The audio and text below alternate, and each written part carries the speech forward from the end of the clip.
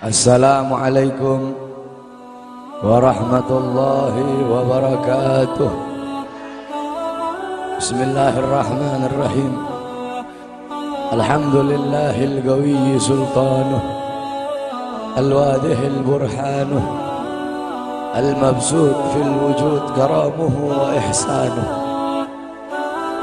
Allahumma salli ala nuril anwar wa sirril asrar wa tiryakil akhyar wa miftah babil yasar Sayyidina wa maulana Muhammadin al-Mukhtar wa alihi al-adhar wa ashabihi al-akhyar adada ni'amillahi wa ifdalih, amma ba'd. Yang saya cintai, yang saya muliakan, para alim ulama, para habaib, para kiai, para asatid, para tokoh masyarakat, para aparat pemerintah, wabil khusus Al-Habib Abdullah bin Muhsin Al-Muhdar. Yang saya cintai, yang saya muliakan, guru kita bersama Kiai Haji Mahdi beserta para kiai, para asatid yang lain. Yang saya cintai, yang saya muliakan, ketua panitia beserta seluruh panitia, ketua musalla Ar-Raudhah, imam musalla beserta seluruh hadirin dan hadirat, bapak-bapak, ibu-ibu, pemuda-pemudi umat Sayyidina Muhammad yang selalu dimuliakan oleh Allah Subhanahu wa ta'ala. Alhamdulillah, segala puji dan syukur kembali ke hadirat Allah Subhanahu wa ta'ala. Dialah Allah Subhanahu wa ta'ala, Tuhan seru sekalian alam. Dialah Allah, Raja yang menguasai segala kekuasaan. Dialah Allah Subhanahu wa ta'ala yang maha besar dari segala sesuatu yang besar. Yang besar selain Allah kecil. Dialah Allah Subhanahu wa ta'ala yang maha kaya dari segala sesuatu yang kaya. Yang kaya selain Allah miskin. Dialah Allah Subhanahu wa ta'ala, Raja di atas para raja. Yang raja selain Allah budak. Dialah Allah Subhanahu wa ta'ala yang maha perkasa, yang maha kuat. Yang perkasa selain Allah, yang kuat selain Allah lemah. Dialah Allah Subhanahu wa ta'ala yang maha hidup. Yang hidup selain Allah pasti akan mati. Yang ada selain Allah pasti akan tiada. Yang wujud selain Allah pasti akan binasa. Sedangkan hidupnya Allah, adanya Allah, wujudnya Allah selama-lamanya, kekal abadi, tidak akan pernah musnah dan tidak akan pernah binasa. Dialah Allah yang dimana kedekatan hamba dengannya tidak akan membuat hamba itu setara dengannya. Jauhnya hamba darinya tidak akan membuat dinding penghalang antara hamba dengannya. Dialah Allah yang dimana walaupun seluruh hamba-hamba dari awal zaman sampai akhir zaman semuanya berbuat baik, tidak akan menambahkan sedikit pun keagungan di sisi. Dan dialah Allah yang dimana walaupun seluruh hamba-hamba dari awal zaman sampai akhir zaman semuanya berbuat dosa, tidak akan mengurangi sedikit pun keagungan di sisinya. Dan dialah Allah yang dimana pada malam hari yang mulia ini, di tempat yang penuh dengan barokah ini, Allah Subhanahu wa ta'ala sedang memandang kita semua yang duduk di tempat ini. Allah pandang dengan pandangan rahmat, Allah pandang dengan pandangan kasih sayang, Allah pandang dengan pandangan maghfirah, Allah pandang dengan pandangan pengampunan. Kenapa saudara-saudara? Karena kita mendapatkan keberkahan dan kemuliaan dari baginda agung Nabi besar Muhammad sallallahu alaihi wasallam. Saudara-saudara, kita duduk di majelis yang mulia ini untuk memperingati Isra wal Mi'raj baginda Nabi besar Muhammad sallallahu alaihi wasallam. Kita duduk di sini, kita tidak pernah memandang langsung wajahnya Nabi. Kita tidak pernah berjumpa langsung dengan Nabi. Kita tidak pernah duduk bersama-sama dengan Nabi. Untuk apa kita duduk di sini kalau bukan karena iman dan cintanya kita kepada Nabi Muhammad? Padahal kita tidak pernah berjumpa dengan Nabi, bertemu dengan Nabi nggak pernah, duduk bersama Nabi nggak pernah. Tapi kita beriman kepada Nabi Muhammad. Kita cinta kepada Nabi Muhammad. Kita umat yang dirindukan oleh Nabi, umat yang dicintai oleh Nabi. Rasulullah ketika beliau sedang duduk bersama para sahabat, Rasulullah berkata, wahai para sahabat, tahukah kalian golongan-golongan yang soleh? Tahukah kalian golongan-golongan yang mulia? Sahabat berkata, apakah para malaikat ya Rasulullah? Rasul berkata, bagaimana mungkin malaikat tidak mulia sedangkan mereka berada di sisi Allah? Ada lagi yang mulia. Apakah para nabi dan rasul? Bagaimana mungkin nabi dan rasul tidak mulia sedangkan Allah menurunkan wahyu untuk mereka? Ada lagi yang mulia.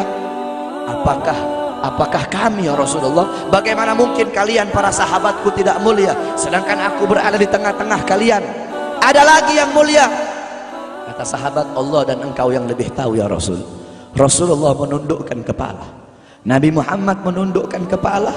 Dari kedua pelupuk mata beliau mengeluarkan air mata, membasahi pipi beliau sampai ke janggutnya beliau. Beliau menundukkan kepala sambil menangis dan beliau berkata, golongan yang mulia ini, golongan yang soleh ini, mereka golongan-golongan yang adanya nanti di akhir zaman.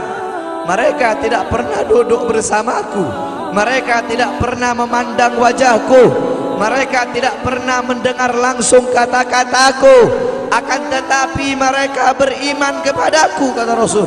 Mereka umat yang aku rindukan, mereka umat yang aku cintai.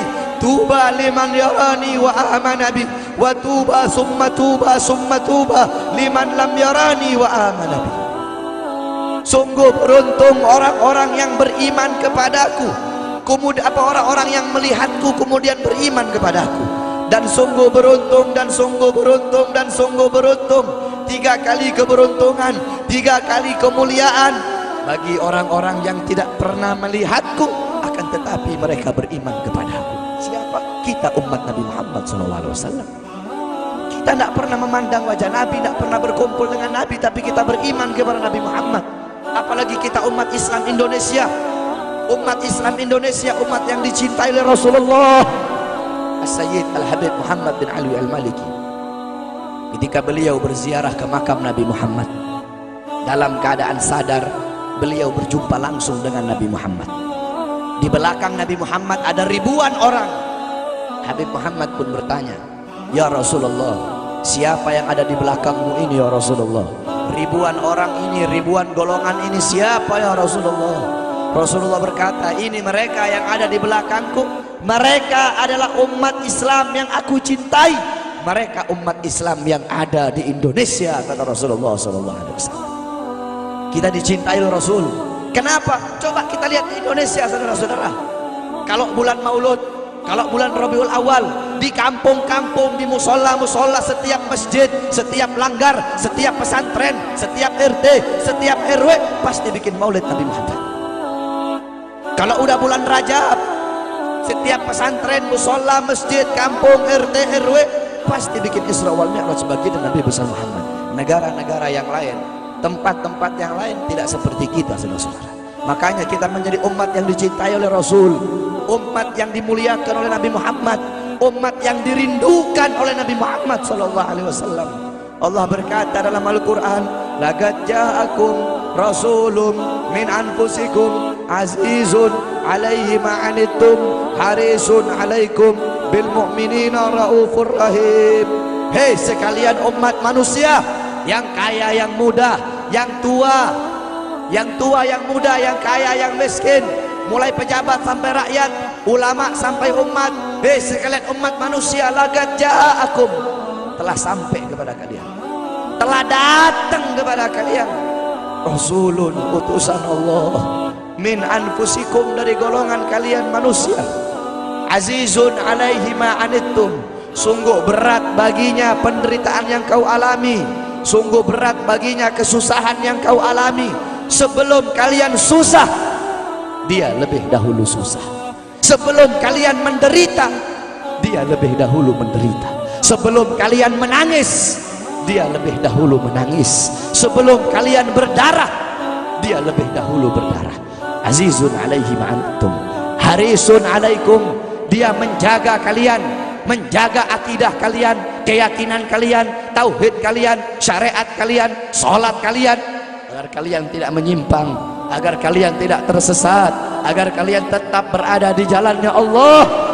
Bil mu'minina raufur rahim, kepada orang-orang yang beriman beliau sangat cinta, beliau sangat sayang, beliau mencintaimu sebelum engkau mencintainya, beliau merindukanmu sebelum engkau merindukannya. Siapa beliau? Siapa dia? Dia adalah seorang manusia yang mengorbankan jiwanya, mengorbankan nyawanya, mengorbankan darah dan hartanya demi kita sebagai umat. Beliau kepanasan, kedinginan, 3 hari 3 malam makan, mengganjal perutnya dengan sebongkah batu. Perut suci beliau berbunyi. Kelaparan bukan untuk dirinya, kelaparan bukan untuk anak cucunya, kelaparan demi kita sebagai umat. Beliau seorang manusia yang pipinya pernah tertusuk duri sampai tembus ke sebelah demi kita sebagai umat. Beliau seorang manusia yang pernah wajah beliau dilempari kotoran demi kita sebagai umat. Lupakah kalian dengan air mata beliau yang menetes setiap malam demi kalian? Lupakah kalian darah suci beliau yang menetes ketika berada di kota Taif, dilempari batu demi kalian? Ketika beliau pergi ke kota Taif, dahi beliau dilempar batu, darah ke beliau keluar. Ketika darah itu jatuh, ditampung darah beliau, ditampung darahnya.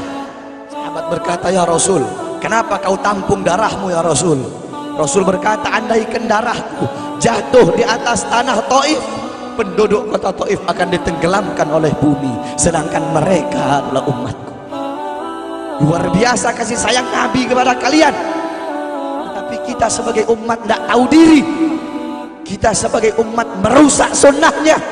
Kita sebagai umat melanggar ajarannya. Kita sebagai umat semakin hari semakin jauh darinya, meninggalkan pakaiannya, meninggalkan ajarannya, meninggalkan sunnahnya, meninggalkan kepribadiannya, meninggalkan akhlaknya, meninggalkan Al-Qur'annya. Rasulullah SAW yang dimana gal Sayyidina Ali karamallahu wajha, inna Rasulullah fi akhir nafsi harragat syafataihi marratain fa'algaitu sam'i fasami'tuhu yaqul ummati ummati faqubida Rasulullah sallallahu alaihi wasallam wa qala law kanatid dunya tadumu li wahidin la kana Rasulullah sallallahu alaihi wasallam fiha mukhallada. Dari Sayyidina Ali karamallahu wajhah, ketika akhir-akhir detik-detik kematiannya Rasulullah, beliau mendengar, beliau melihat dari bibir Rasulullah bergerak dengan 2 kali gerakan. Beliau mendekatkan telinganya, mendekatkan pendengarannya, dan beliau mendengar Rasulullah berkata, ummati ummati, faqubida Rasul, meninggal Rasulullah SAW. Ketika nyawa Rasulullah akan dicabut, Rasulullah berkata kepada Jibril, wahai Jibril, aku belum puas meninggalkan umat, aku tidak mau meninggalkan mereka dalam keadaan belum diberi jaminan oleh Allah. Wahai Jibril, sampaikan kepada Allah, aku tidak minta jaminan untuk diriku, aku tidak minta jaminan untuk keluargaku, aku minta jaminan untuk umatku. Wahai Jibril, sampaikan kepada Allah. Jibril pun pergi kepada Allah. Jibril pun berkata, ya Allah, kekasihmu Muhammad meminta jaminan untuk umatnya. Allah bilang, wahai Jibril, katakan kepada Muhammad, aku tidak akan menghinakan umat Muhammad. Basyirhu fa innahu awwalu nasin kharijum minal ardi idza bu'isu. Kemudian beliau ditarik lagi nyawa beliau. Beliau berkata, ya Khalil Israel, wahai kekasihku Israel, apakah seperti ini rasa sakit ketika dicabut nyawa? Israel berkata, iya ya Rasulullah, seperti inilah rasa sakit ketika dicabut nyawa ya Rasulullah.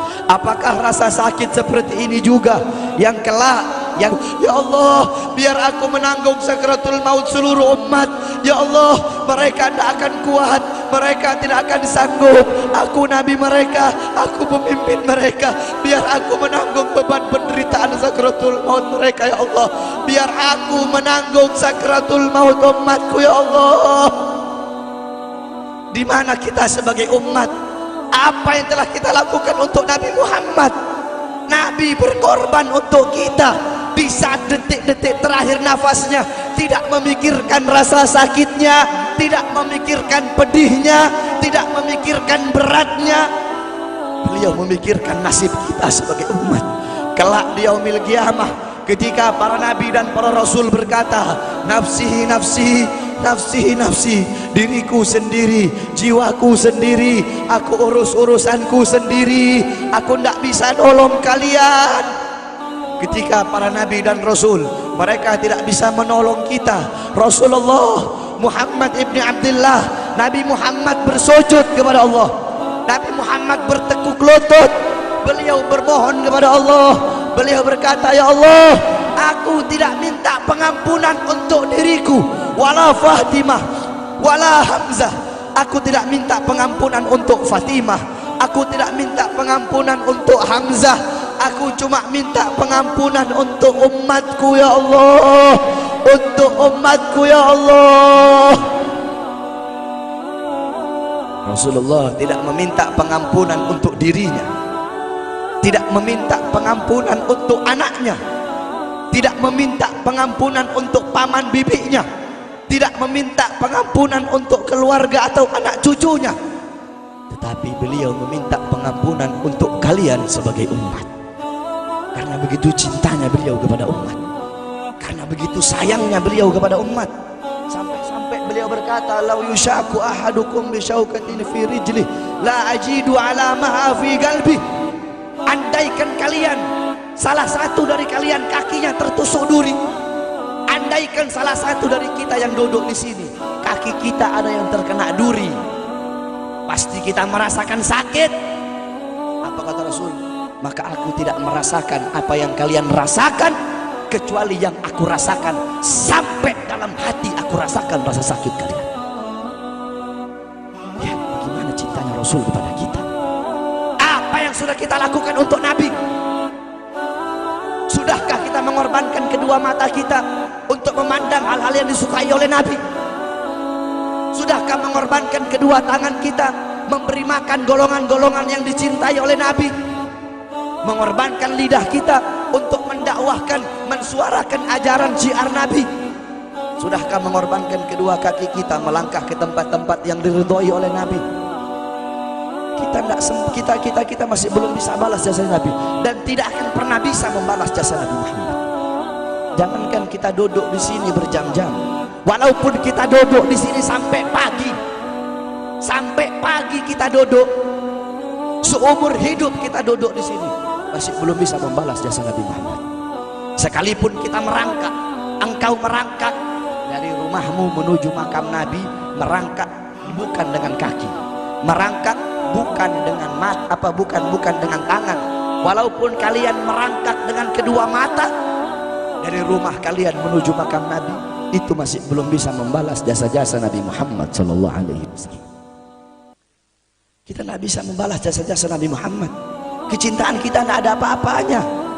Apakah kecintaan kita lebih besar daripada kecintaan seorang anak kecil yang ada di zamannya Syekh Abdurrahman Ad-Dibai? Di zaman Syekh Abdurrahman Ad-Dibai, pengarang Maulid Diba, ketika beliau ingin berziarah ke makamnya Rasul, ketika beliau ingin ziarah ke makamnya Nabi, ada satu orang anak kecil ingin ikut berziarah. Maka kata rombongan, "Hai anak kecil, engkau tidak boleh ikut. Ini perjalanan memakan waktu berhari-hari, bisa 4 hari, 5 hari, bahkan sampai 1 minggu. Kau tidak boleh ikut." Pergi anak kecil tersebut. Pergilah rombongan Syekh Abdurrahman Ad-Dibai untuk ziarah ke makamnya Nabi. Tanpa sepengetahuan rombongan, ternyata anak kecil tersebut bergelantungan di bawah kereta kuda Syekh Abdurrahman Ad-Dibai. Anak kecil itu bergelantungan. Dia sampai berhari-hari gak makan, gak minum, gak tidur. Hanya apa? Hanya ingin pergi ziarah ke makam Nabi. Saking cintanya kepada Nabi Muhammad, dia sembunyi-sembunyi bergelantungan di bawah kereta. Gak makan, gak minum, gak tidur berhari-hari. Sampai ketika sampai di Madinah, itu anak kecil jatuh. Itu anak kecil terjatuh. Rombongan bilang, bukankah ini anak kecil yang waktu itu mau ikut? Berarti sudah berhari-hari dia di bawah kereta ini, dia nggak makan, dia nggak minum, dia nggak tidur. Anak kecil itu berlari. Anak kecil itu berlari sampai dia terjatuh. Saking bahagianya, dia sudah sampai di Madinah. Dia ambil debu-debu Madinah, pasir Madinah, dia ambil, dia usapin ke mukanya. Saking bahagianya, sampai itu anak mati. Anak kecil tersebut mati membawa kecintaannya kepada Nabi Muhammad. Anak kecil itu mati, gak makan berhari-hari, gak tidur, gak minum, hanya ingin ziarah ke makam Nabi Muhammad. Padahal anak kecil itu tidak pernah memandang Nabi, tidak pernah berkumpul dengan Nabi, tapi kecintaannya luar biasa kepada Rasulullah. Akhirnya anak itu dimakamkan oleh Syekh Abdurrahman Ad-Dibai di Madinah. Anak kecil itu dimakamkan di Madinah. Nah, setiap tahun Syekh Abdurrahman Ad-Dibai ziarah ke makamnya Nabi, pasti ziarah ke makam itu anak kecil. Yang anehnya, setiap Syekh Abdurrahman Ad-Dibai ziarah, makam anak kecil tersebut, kubur anak kecil tersebut bergeser dengan sendirinya mendekati makam Nabi Muhammad SAW. Sampai sekarang makam anak kecil itu ada di samping Masjid Nabawi. Saking cintanya anak kecil tersebut kepada Rasulullah SAW. Kecintaannya kita nggak ada apa-apanya. Kita tiap hari maksiat, tiap hari berbuat dosa, melakukan hal-hal mungkarat, dhalalat, sayyiat. Takutlah kita kepada Allah. Kembalilah ke ajaran Nabi Muhammad. Jadikan beliau sebagai teladanmu, jadikan beliau sebagai pedomanmu. Hidupkan rumah tanggamu dengan ajaran beliau, hidupkan kampungmu dengan dengan ajaran dan sunnah beliau. Jadikan rumah tanggamu rumah tangga Sayyidina Muhammad, kampungmu kampung Sayyidina Muhammad, desamu desa Sayyidina Muhammad, kotamu kota Sayyidina Muhammad. Man tasyabbaha biqaumin fahuwa minhum. Barang siapa yang mengikuti suatu kaum, maka dia sama dengan kaum tersebut.